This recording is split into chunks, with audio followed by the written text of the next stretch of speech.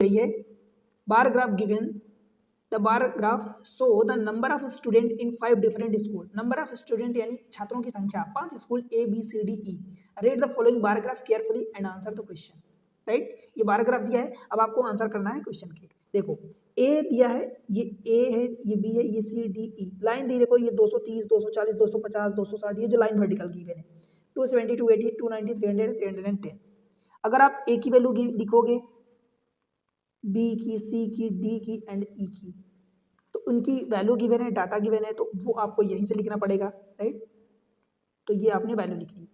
अब कैसे लिखोगे भाई, तो देखो 230 है, आप पहले ए का देखो, ए का देखोगे तो यहाँ तक है, मतलब 250 से ज़्यादा है। अब देखो इन दोनों, हर एक लाइन, दो लाइन कंसेक्यूटिव, दो लाइन के बीच का डिफरेंस कितना है, 230 से 40 है, 10-10 का डिफरेंस है, तो भाई लगभग ये बीचों बीच जा रही है। तो 250 और 260 के बीच में कितना होगा, 255 होगा, तो ये इसकी वैल्यू 255 हो जाएगी ए की। बी की देखोगे तो बी यहाँ तक गया, एग्जैक्ट लाइन तक गया है, ये 300 वाली, तो बी की वैल्यू ये 300 हो जाएगी।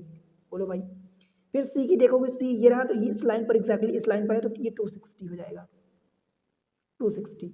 फिर डी चलोगे तो डी देखो इस लाइन पर 270 और 280 के एग्जैक्टली बीचों बीच है, तो 275 हो जाएगा।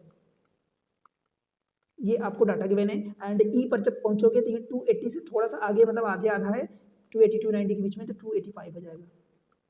बोलो भाई, टेबल या डाटा रीड करने में अभी तक किसी को कोई प्रॉब्लम हो रही क्या?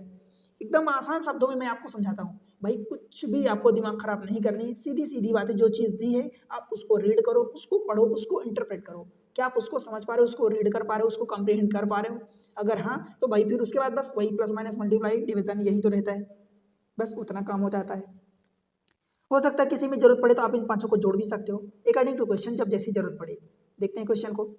जैसे आपसे बोला है कि भाई, पहले वाले देखते हैं, सभी 5 विद्यालय में विद्यार्थियों की औसत संख्या, यानी पांचों को जोड़ोगे, यानी A plus B plus C plus D plus E, और डिवीजन में औसत आपसे पूछा तो ये 5 डिवाइड करोगे।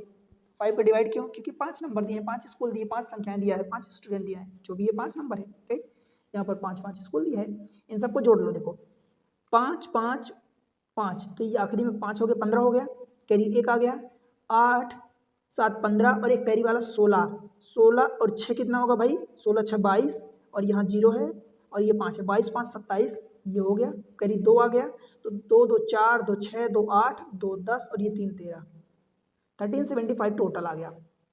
टोटल कितना आया, 1375। डिवीजन में 5 करोगे, 5 से डिवाइड कर दोगे, 5 दूनी 10, 3 बचेगा, 37 हो जाएगा, तो 5 सते 35, करीब 2, फिर 25 हो जाएगा, तो 25 275 आंसर। तो ये रहा ऑप्शन ए।